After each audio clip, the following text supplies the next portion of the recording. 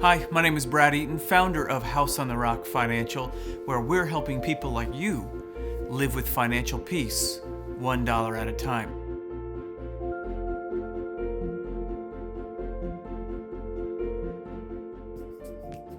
All right, today is very exciting because today I'm going to teach you about the roadmap of how to prioritize your finances so that you can really get things on track. It's not going to be easy, okay? But it's not really that hard either. The first few steps take some time to get going, but once you start going, it's going to run like a well-oiled machine. You're going to know how to prioritize and how to make decisions with your money, whether it's earning money, spending money, or what have you, all right? Now, before we get into this, I want to make sure I'm very clear. You've really got to understand how to budget, because the budget is really the engine behind what it is we're going to do here. So take a look. I've got a video on budgeting. You can also look on YouTube. There's lots of videos on how to budget, and so just look on there. Make sure you have an idea of how to budget, because without that, you'll never be able to do these steps. Now, these steps I call the freedom steps, and because I believe it's the steps to really helping us be able to live in financial freedom. The main priority, though, in our budget, as you might recall from the budget video, is that we need to really prioritize the foundation of where our money is going to go first. And the foundation, remember, consists of 4 items: shelter, food, clothing, and transportation. And just as a reminder, although we need all of these things, and these are really our primary needs here in a modern society, it doesn't mean we necessarily need exactly what we have today. We might be able to get by with maybe less of certain areas. And just as an example, let's say when it comes to food, that you're accustomed to going to restaurants every week, or maybe even multiple times a week. Well, it's definitely exponentially more expensive to eat at a restaurant than it is to buy groceries. Now, I know it's fun, it's awesome to go out to restaurants, to go with friends, have someone serve you, it's really great. But when you're trying to take control of your financial future, you've got to make some sacrifices, and it's going to be hard. But I think it can also be very cool as you start challenging yourself on how to really reduce your budget further. And so something like taking out restaurants from your budget is going to help liberate money that you can use towards these steps. Another example would be if you're in a car with a car payment. Well, having a car with a car payment is expensive. You have to pay that every month. And when we think about transportation, we need to make sure it's focused on function, right? Something that's going to transport us from point A to point B. And so having a car that's worth a lot of money, but that's depreciating, is probably not the best use of our money. But of course, we need to have some kind of transportation. Maybe for some of you, transportation is going to be a bicycle or the bus. Whatever that transportation is, we need to make sure that we have that as a priority in our budget. But when we're looking to hit these freedom steps that I'm going to tell you about shortly, we need to try to economize as much as possible. Let's try to reduce every area of expenses that we don't really need and use that money to get ahead in our finances. This is going to change the way we do things, but it's going to be great. All right?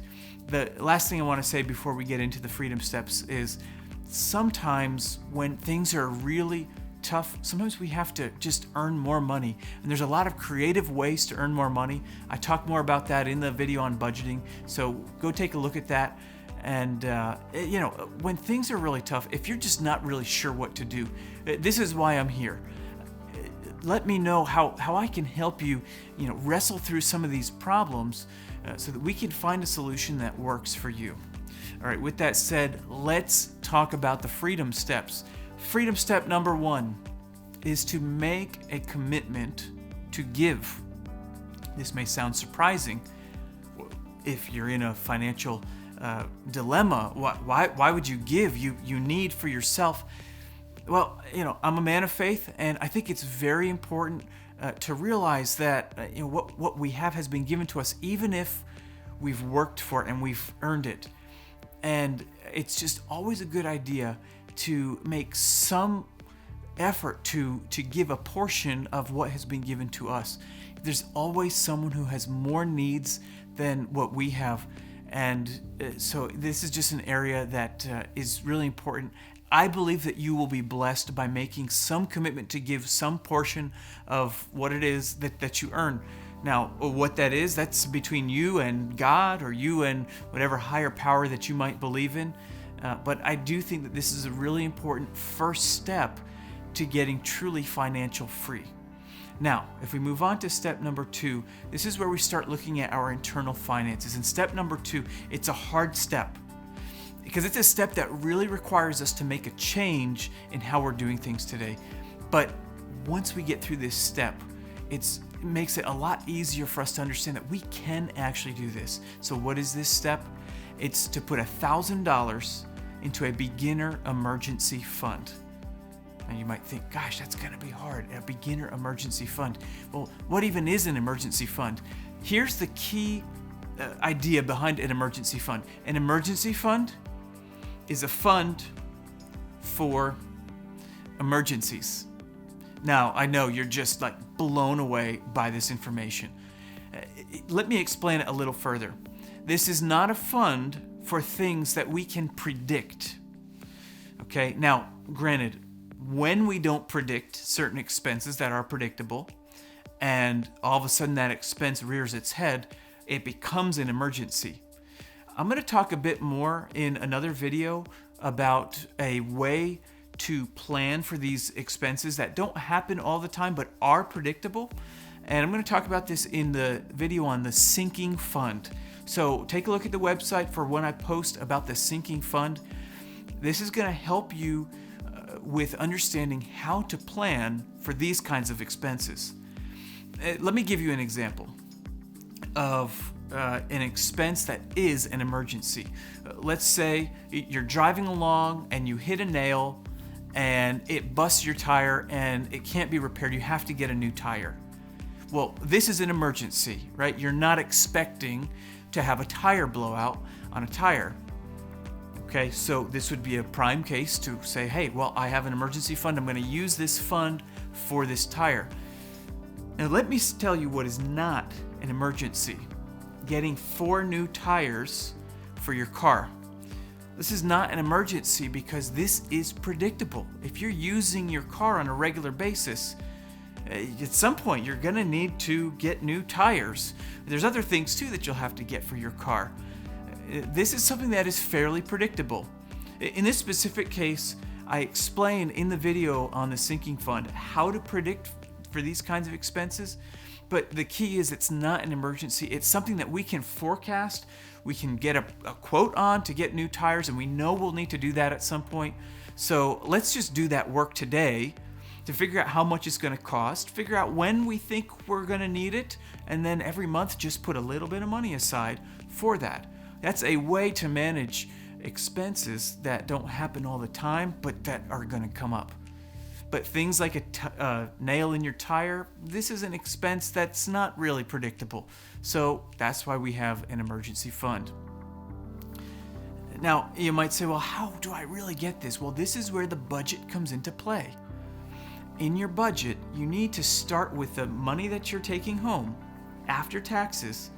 Put down all of your necessary expenses.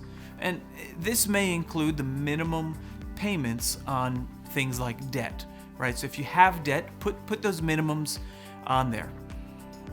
And with whatever money is left over from doing the budget, that money is going to go onto this freedom step number 2.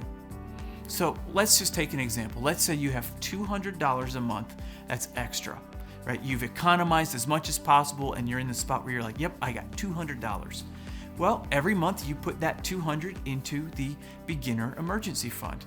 And what happens? Well, that fund begins to grow. And after 5 months, you have $1,000.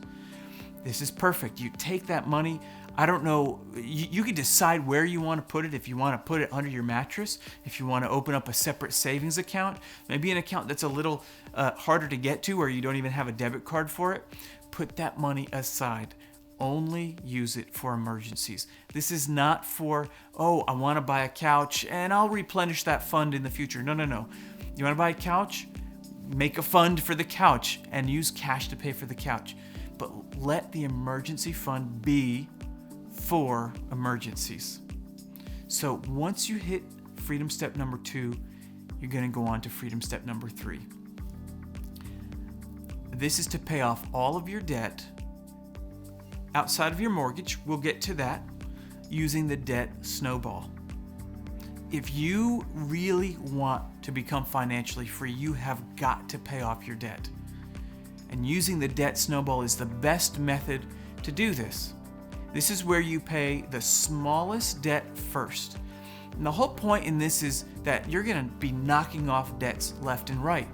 And every time you knock off a debt, you take what you were paying on that debt and you put it onto the next debt. This creates a snowball effect because every time you knock off a debt, you put even more and more and more money onto the next debt until you're paying an awful lot of money on your debt, and all of a sudden you're going to be debt-free. The more zealous you can be about economizing the monthly expenses that you have and earning as much as possible in order to get these things paid off, it's going to make a huge difference. And when you have that zealous nature, you can get these things paid off. So that's freedom step number 3, becoming debt-free, again, outside of the home.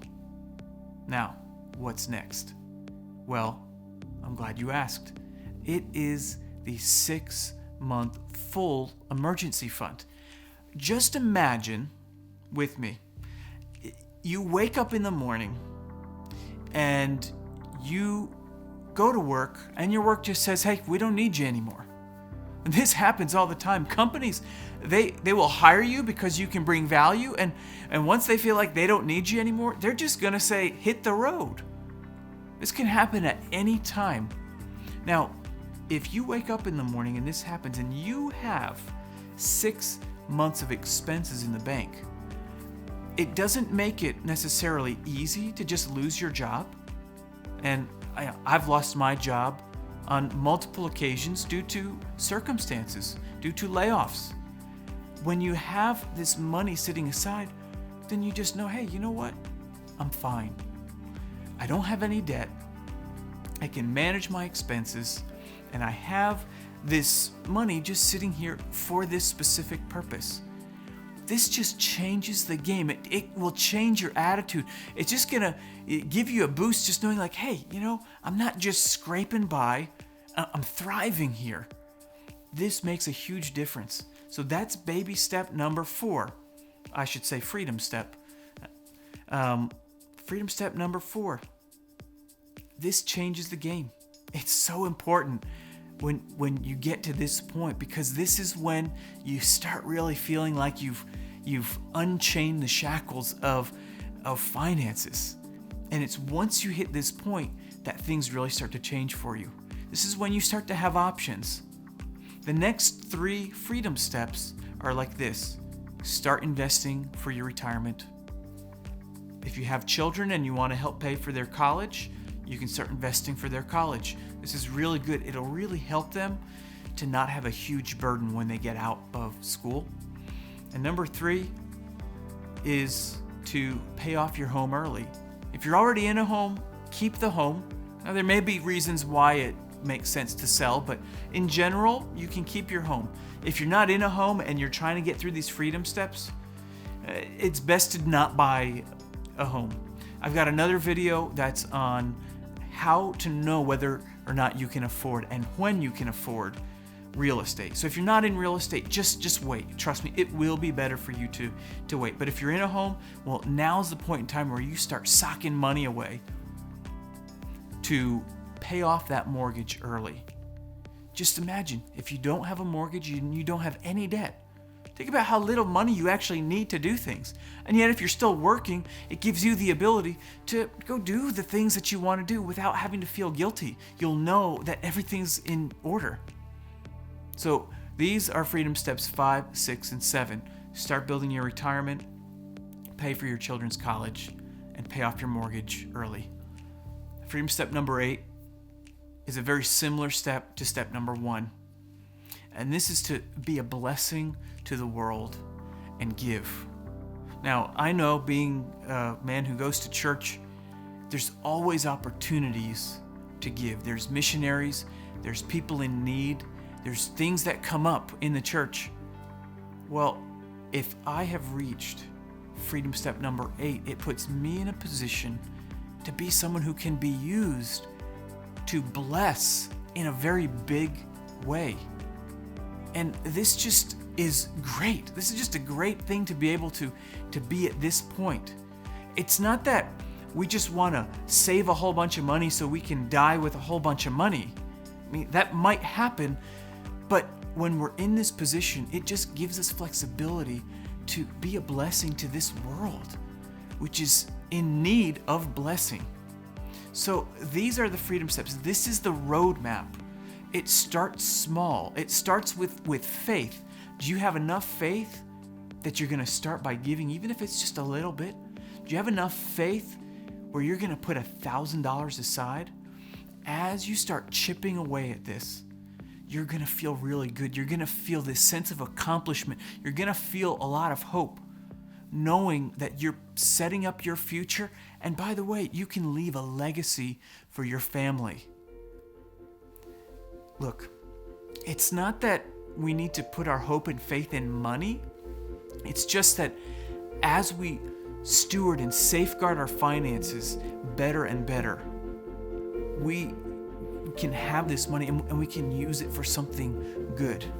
So please, again, my name is Brad Eaton. I would love to talk to you to see about how I can help you in your specific circumstance, how I can help give you a vision of how to complete these freedom steps so that you can live with financial peace rather than living as we do today with so many burdens on our minds. I want you to be able to focus on what's really important in this life, which is family, which is giving, which is being a blessing to this world. So please give me a call, send me a message, let me know how it is that I can help you. Again, Brad Eaton from House on the Rock Financial. I hope that you can live in peace today. Thank you.